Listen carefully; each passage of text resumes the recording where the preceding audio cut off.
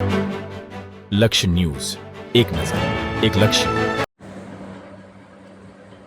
કહેવાય છે કે મન હોય તો માળવે જવાય. આ યુક્તિને કલોલના એક દિવ્યાંગ દંપતીએ આજે સાર્થક કરી બતાવ્યું છે. શારીરિક મર્યાદાઓ ક્યારેય મજબૂત ઈરાદાઓને રોકી શકતી નથી. તેનો જીવંત પુરાવો દિનેશભાઈ મુરલીધર અને તેમના પત્ની મોનાબેને પૂરો પાડ્યો છે. બંને પતિ પત્ની પોલિયોગ્રસ્ત હોવા છતાં લોકશાહીના આ મહાપર્વમાં મતદાન કરવાની પોતાની પવિત્ર ફરજ તેઓ ક્યારેય ચૂક્યા નથી.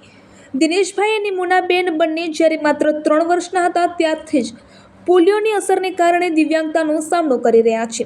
શારીરિક રીતે અસક્ષમ હોવા છતાં માનસિક રીતે તેઓ લોકશાહીના મૂલ્યો પ્રત્યે અત્યંત સજાગ છે. આજે કલોલની પ્રાથમિક શાળા ખાતે તેઓ પોતાની દીકરી હિરલ સાથે મતદાન મથકે પહોંચ્યા હતા. આ દંપતીના ચહેરા પર લોકતાંત્રિક પ્રક્રિયામાં સહભાગી થવાની એક વિશેષ ધન્યતા અને ગર્વ જોવા મળ્યો હતો. આ પ્રસંગે તેમની પુત્રી હિરલે ગર્વ સાથે જણાવ્યું હતું કે મારા માતા પિતા માટે તેમની દિવ્યાંગતા ક્યારેય લાચારી બની નથી, પરંતુ લોકશાહીનો ધબકાર જાળવી રાખવો એ જ તેમના માટે હંમેશા પ્રથમ રહ્યું છે. હિરલના શબ્દોમાં તેમના માતા પિતાની દેશ પ્રત્યેની નિષ્ઠા સ્પષ્ટપણે ઝલકતી હતી.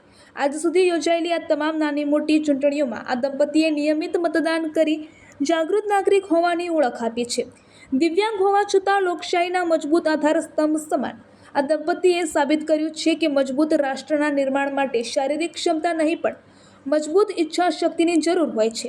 આ દંપતીએ આજે સમગ્ર પથકમાં પ્રેરણાનું કેન્દ્ર બન્યું છે. રિપોર્ટર સંજય નાયક. હું દિનેશ મુરલીધર પગમાં તકલીફ હોવા છતાં પણ વોટિંગ કરવા માટે આવ્યો છું. એટલે સૌને અપીલ છે કે બીજું કામ બધું છોડીને પહેલાં વોટિંગ કરજો. મારું નામ યાલાણી હિરલ દિનેશ કુમાર છે. હું મારા મમ્મી પપ્પા સાથે આજે વોટિંગ કરવા આવી છું. એમને પણ સાથે લઈને આવી છું. તો તમને બી અપીલ છે અને વિનંતી છે કે આ દિવસ ક્યારે મિસ ના કરો અને વોટિંગ કરવા, બધું કામ છોડીને પહેલાં વોટિંગ કરવા. Thank you. હું મોનાબેન દિનેશ કુમાર નેલાણી. હું આવી તકલીફ હોવા છતાં હું મતદાન કરવા આવી છું. તમને અપીલ છે તમે બધા સૌ આવશો એની મારી વિનંતી છે. ઓકે.